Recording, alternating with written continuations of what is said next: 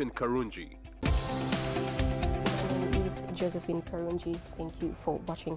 Well, tonight we continue our conversation on children, and our focus today is the increasing competition that is out there. There is tremendous pressure on children. School-going children are now following the timetable of an adult. Some of them are at school by 6 a.m. and they leave at 5 p.m. and then they have all this homework. So we want to speak to the people who have been there, the people who have raised children, and education experts to share their thoughts on this particular subject. So join me and let's welcome my guests for this evening. I'll start with my neighbor, Dr. Sheila Ndianabanji. Welcome. Dr. Sheila is a marriage counselor and family counseling consultant. Welcome, Dr. Sheila. Thank you, Josephine. Right. And next to Dr. Sheila is Audrey Dralega, who was with us last week. She is a primary education specialist, former head teacher, and a teacher trainer. Welcome, Audrey. Thank you, Josephine, and good evening, viewers. And finally, we have Fajil Mande, who is an education consultant. Thank you for joining us. Thank you very much, and good evening, viewers. Oh, let's say it as it is.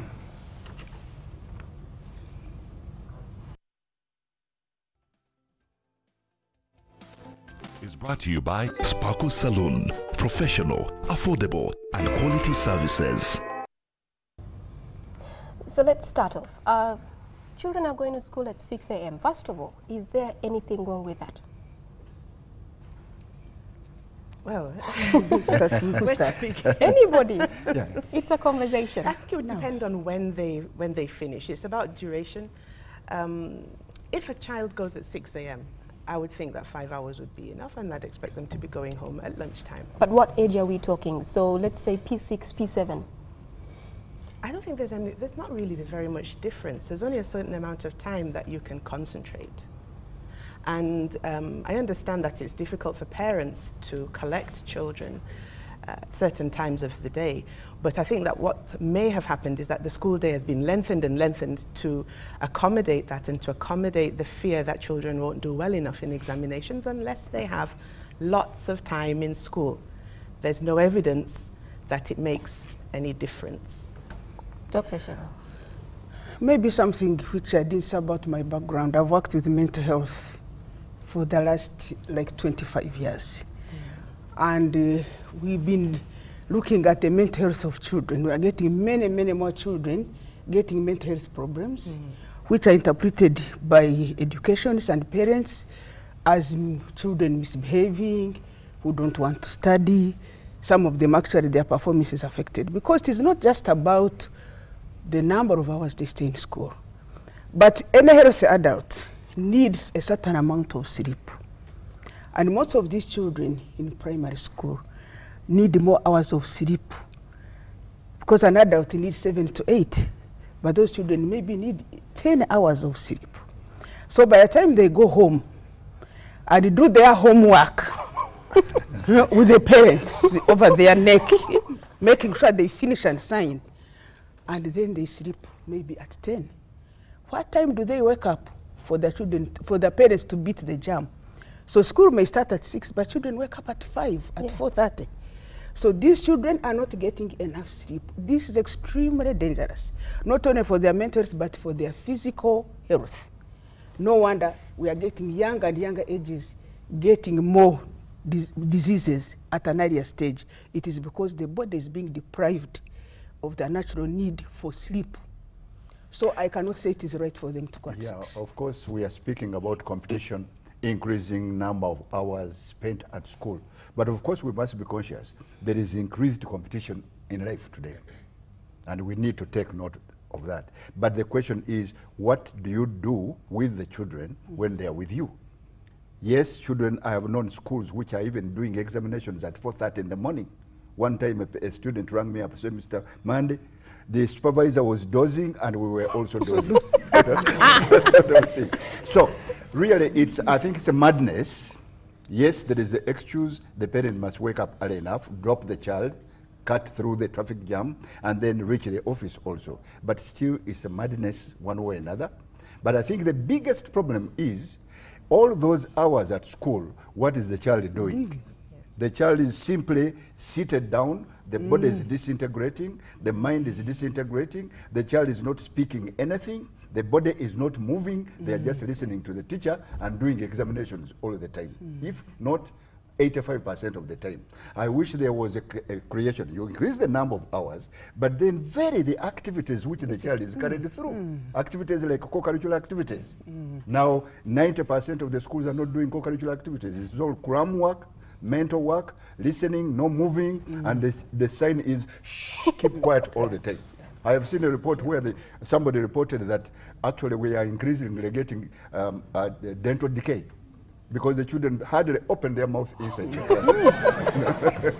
Yeah, I was speaking to a friend of mine from Malawi, and she was sharing the experience. She has a 10-year-old daughter, and her daughter goes to school. Class starts at 8:30, and then they're out of school by 3, because at 1 you go for lunch and do extracurricular activities. 3 p.m. you're all going home. But how does a parent who has to work up to 5 p.m.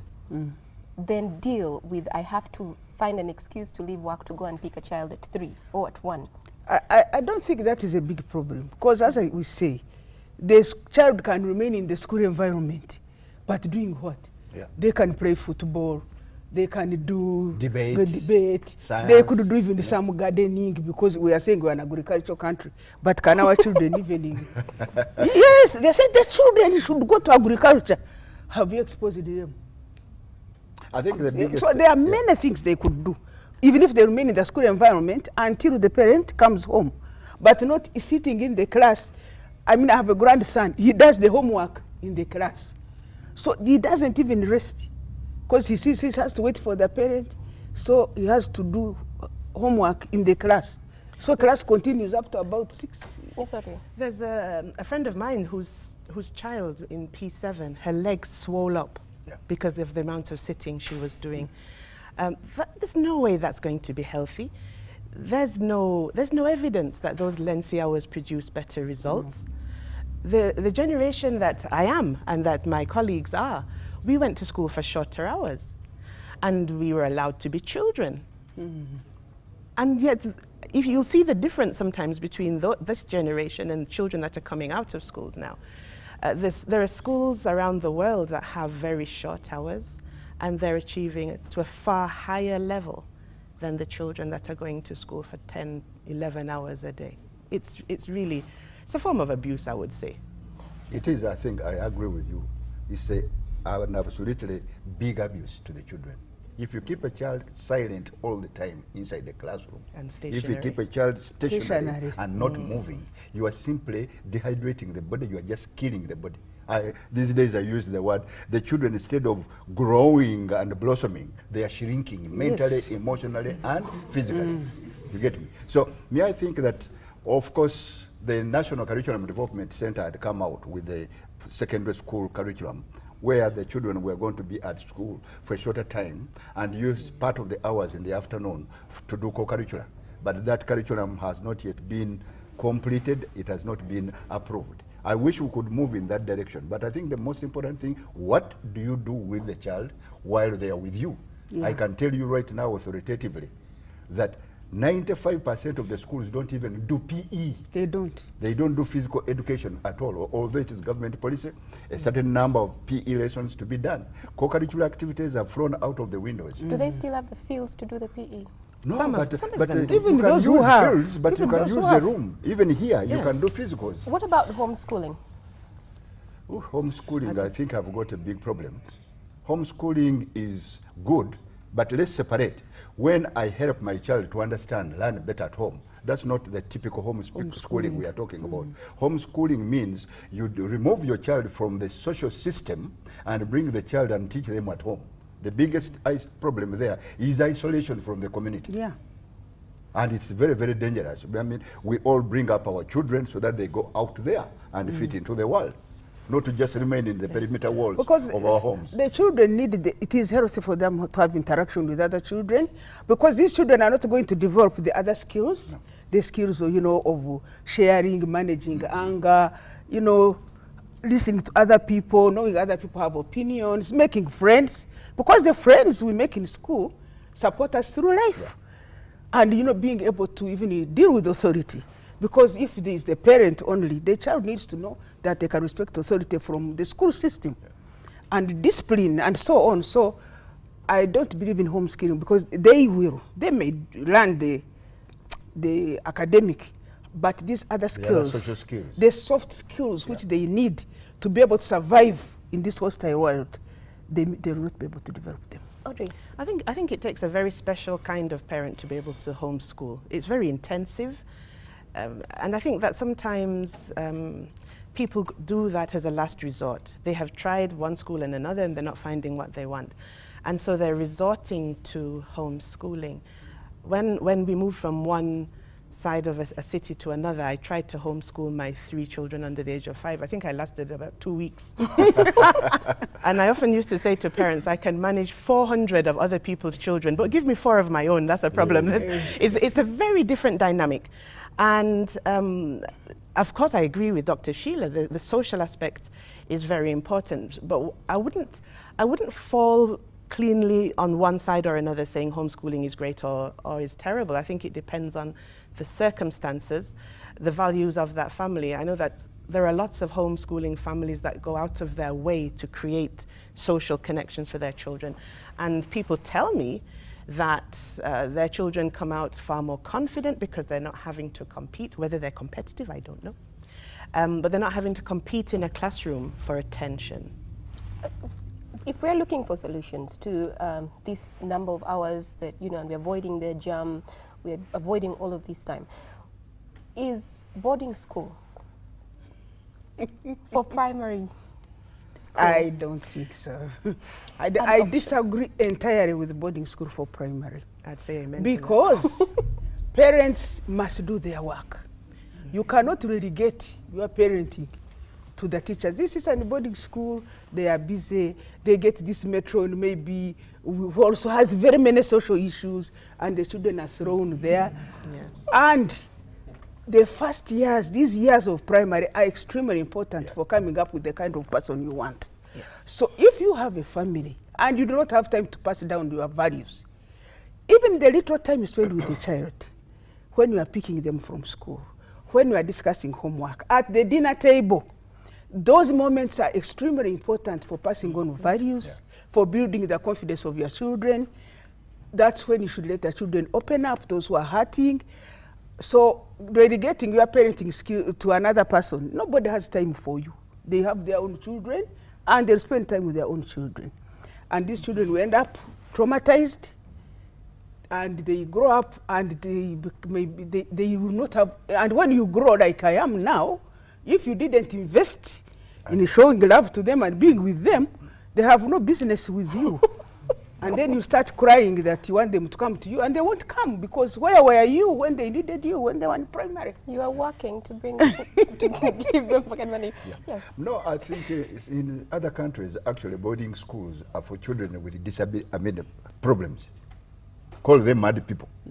It's not normal for a parent to part with your child and stock them into a boarding school. Already now, even if the children were going to day schools, they spend 19 years of their life up to university away from mommy and daddy. That is 8 months per year. You make it a boarding school, you have completely cut off. The boarding school becomes a little prison. Yes. You are only interacting with a little group of children, and when we are talking about the management of time, it is even worse in a boarding school, because those are the children who wake up and do morning preps at 4:30 in the morning. Are you getting me? And they sit in the class. They also don't do the other programs which the day schools do. So really, unless in extreme cases, I agree with my sister, I would not take a child to boarding school at primary school level. Okay. Secondary, yes, you can do other things, supplement some of the programs, which the school is not doing that. But primary, no. Yeah. Audrey, you wanted to say something? I'd completely agree with that. Somebody would have to, maybe my colleagues can help to explain what the history is of the popularity of boarding school in Uganda, because I'm not sure why it became so popular. It's gotten to the extreme case now where children as young as 3 and 4 years old are being taken to boarding school. Now imagine, that young child is in their most formative years. This is the peak of their learning in so many ways, and there they are isolated with a group of people, as Dr. Sheila says, who may or may not care for them. And now we have, I don't know if it's weekend where you can take your child, your toddler, for the weekend if you are unable to, if you are a parent who needs a toddler. But let's take a short break. We'll be right back. Thank you for staying with us. We're coming to you live from the Kampala Serena Conference Center Nile room. I'll start us off with a comment here from Fiona, who says, children spend so much time in school but are still ignorant and unlearned. I used to study 4 subjects in primary school, now they have 10. And to make matters worse, the 3 schools that bring up a human being are not coordinated. The home is the first school, the community is the second school and everlasting, then the school system. There is no coordination at all. They are completely disoriented. So that makes our product really, no wonder we have more than 75% of the youth are unemployable or even cannot create their own jobs. I think the thing of just pouring academic information into the child is not enough. I think the most important thing to be done in our schools is to help children to be able to learn the way you should explain. Let the children know how to learn so that you build their capacity to seek for knowledge. Absolutely. And when they seek it, to how to use it and apply it. But just pouring in and making them parrot and pour it out is not enough. And that's why you have, as it says, unemployable people. Because if you have been taught how to learn, to look out for information from all kinds of sources, and when you receive it, to be able to process it and learn how to use it and apply it, you can be even taken. These days we have professions which don't have a particular qualifications, you know, from certain university. But they need somebody who is able to learn, to read, seek for information, and use it, and such a person is taken, and they excel. There used to be, there's a company in town, you know, which does audit work. They can pick somebody who has even done medicine or done other things, and they take them because they pick these children are intelligent, and they train them, and they end up doing that work. So teaching our children are not being taught how to learn. They are not given opportunity, as you said, to speak out, ask questions, seek and you know, interrogate what is being given, so that they can be able to use whatever information they come across in their life and use it. Another comment here is that growing up, I never had any homework. I was always encouraged to play at school and at home. This brings us to the point of homework. So we have, you come from school, you spent maybe 12, 10 hours, you get back home, you have homework. Weekend, you have homework to take you through the weekend. Holidays, you have homework and coaching. What is that about? I think again, the competition for grades is what is bringing some of these evils back to us. I think nationally now, a school is judged by the number of first grades they get, nothing else. And later on, I think we can say government and the whole country better devise another way of evaluating schools rather than the academics. So, because of the competition academically, you have to give the child a lot of homework, and to make matters worse, in most schools this homework is sold. It's no longer free. Even the weekend packages are sold. So it's a mixture of pressure from examinations, which is the empty cram work, then combined with commercialization of some of these things. All right? Whereas, you know, a child can do very well at school without, doing homework. The work can be done at school, and at home, the parents take the responsibility. They're not participating in shows anymore. No. Yeah, they don't. Why don't they give them exercises at school like we used to do? And at the end of the exercise, you discuss it with the teacher. Absolutely. So that you discover where your mistake was. Instead of, even these parents, I pity the parents, the illiterate ones, these women who work so hard and toil from the market to start trudging with her little child, and the child is carrying homework. She herself even did not do that work, and they expect her to look at the homework and to sign.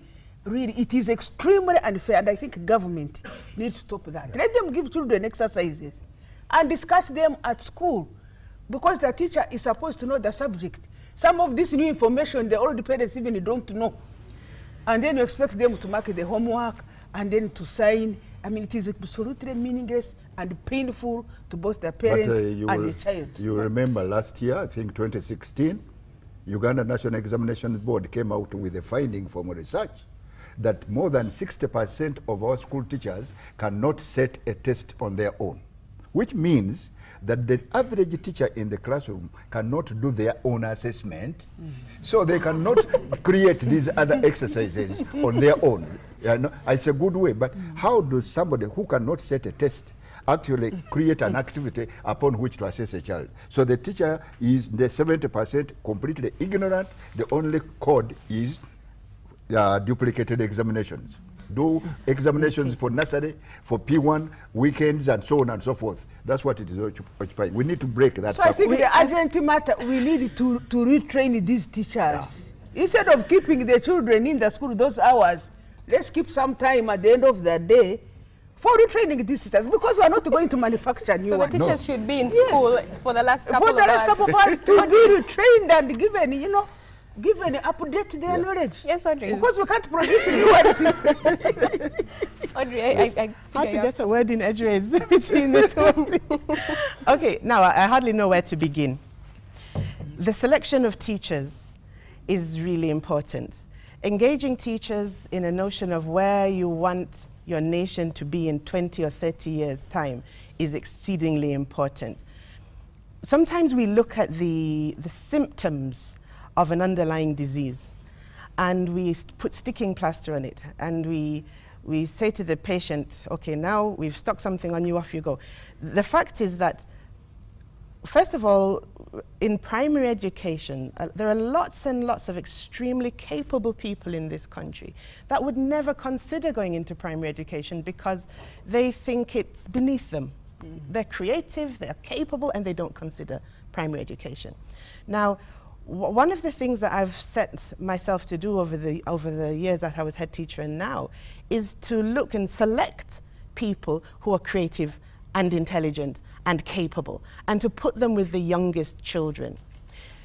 And I'm coming back to your question, which is about homework, but I feel that that's a bit of a symptom of a deeper and wider problem. So if we select bright, capable people, put them with the youngest children, it means that once we engage them in a conversation about what do you want to see in your country in 20 years' time, and they say, well, I want to see industry, large-scale industry. Well, what kind of people are you going to need to man that industry? If I'm going to run a huge, say, a car assembly plant, what sorts of people do I need? I don't need 300 leaders.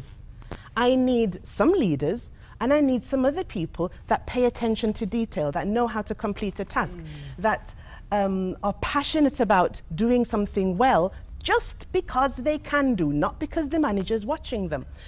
Now, all of that, if you look at it in on that wider scale, instead of picking at the smaller issues, we then start to see that we have an issue that we can start to tackle instead of always whacking the teachers. Because I think we do beat teachers up quite a lot about the state of education. But it starts much earlier than that. It's much broader than that. Once we have now decided, okay, we want to see industry, we want to see large-scale agriculture, we want to see innovation, that's going to influence how I treat children. It's going to influence how I speak to them. It's going to influence the content of my lessons. Who is giving us that focus or sense of direction? Now, if you have chosen capable, intelligent people, a lot of that comes from them. I've been in education since 1984. I'm a primary specialist, not because I couldn't do anything else. I'm a primary specialist because that's where it all starts. If we get it right in the primary school, everything else falls into line. Now, at the moment we have a system that is allowing people who perhaps weren't able to do very much else to go into primary teaching. That we can stop that. We can raise the bar. That's where a problem is. Yeah, but we can Partly. take it the other way around. Partly. Can I just finish this point? But then also on top of that, if the teachers are not clear about the sort of child they want to produce, of course they're going to respond to what I call parental anxiety. Now, the reason children are being overloaded, a lot of teachers and parents are telling me exactly the same thing. the teachers are saying, we do not want to be overloading children in this way. And now I've got to explain something to you and to the viewers. Very quickly. Very quickly. Yes. I'm from an international education background. I was a head teacher in an international school, so it's a very different sort of environment. But I've worked a lot with people in national schools, and they're telling me all the same thing. We do not want long hours. We do not want to be overloading the children with homework. But why are they doing it? Because they feel that there's parental pressure, and there's pressure as... so the parents are the ones willingly taking the children on a Saturday, yes, coaching in the because holiday. The pressure is there to get that 4, or at least a 5. like he said. Now, there is no evidence to show that if I keep a child even 7 days a week for 22 hours and allow them to sleep for 2 hours, there is no proof that that's going to get any better result. All right, let's take some questions from the audience very, very quickly. Thank you, moderator. My question goes to Dr. Shira and Mr. Fajir Mande. You talked about taking pupils to boarding schools, but we have this incident that a parent is working in town, and we know the best schools are outside town. So what do you advise parents to do? Because they need these better schools for students to perform well, and you're advising them not to take them to boarding schools. Okay, who wants to take the question? Yes. Now, first of all, I don't know what you call the best schools. I have told people that a school is as good as what it can do for my child. Even those so-called best schools, not all of them get 4s, as they say. No. And not all of them succeed in life. We have some schools, even in the suburbs, who have dedicated teachers. And where children come from there, they may not get 4s, and what? The child comes out with their 9 or 10, but later on in universities, the children who end up getting even the first class. So let's not just follow, the trend, because this school is charging a lot of money and so on. So many rich people are taking their children. That's the best school. Okay. And I believe if a child is empowered, is made confident, and the parent is involved and follows up, these teachers also in those schools went to the same training colleges like the ones teaching in these big schools. You can still get out your child at their own best. I tell parents and teachers, get this child to get their own best mark, and when they do, it will take them through. Okay. Let's take another question very quickly. Oh, thank you. I'm Trish. Don't you think the problem has come up with the way government is employing these teachers? Because trust me, the level at which they are selecting different teachers is so bad. Maybe you could just briefly share, because I know you've been in the system. Definitely, this is a factor. We need to make a new teacher. You made the point very clearly. A teacher cannot give what they don't have. If I'm not an entrepreneur, I cannot make children enterprising. Are you getting me? So we need to find a way of making a new teacher that understands the product which they are working on. We have two confusions here.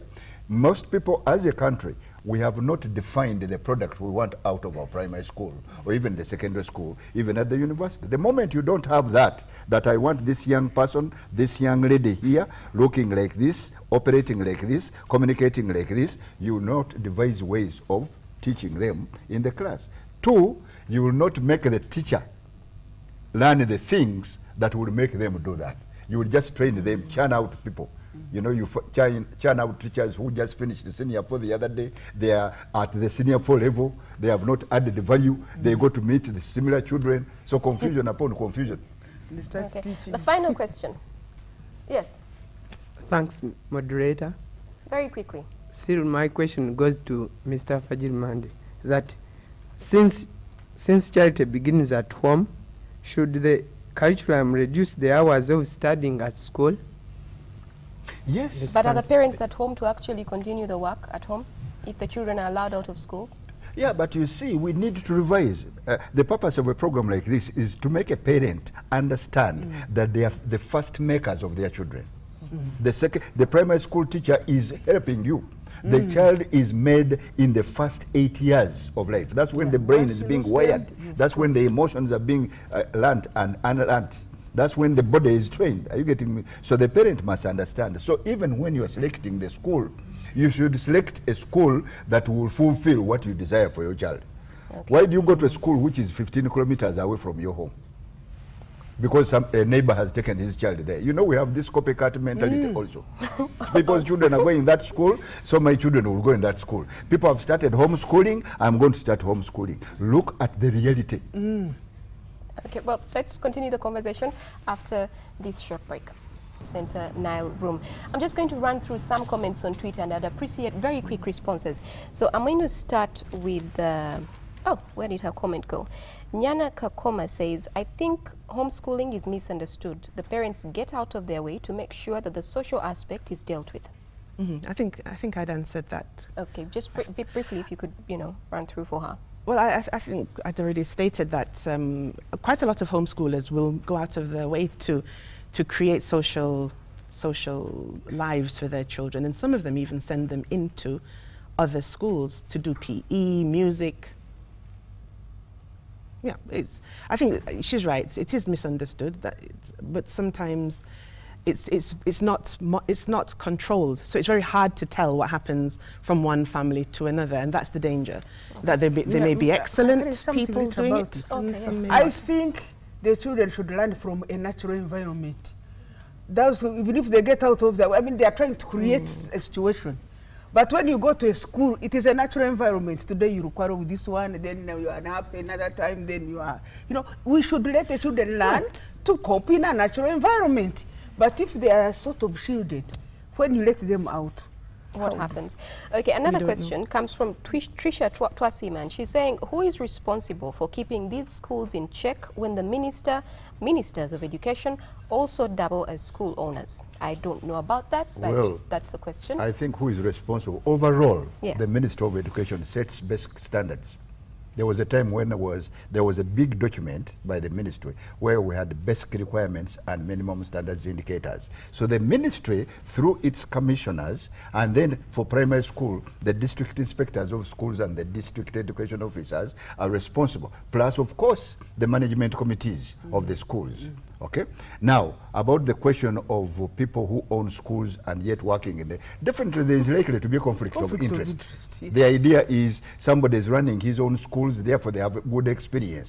There, where do you separate if you are going wrong? I think that one needs to be looked at, but the responsibility of checking these schools remains in the hands of the Inspectorate of Education in the government.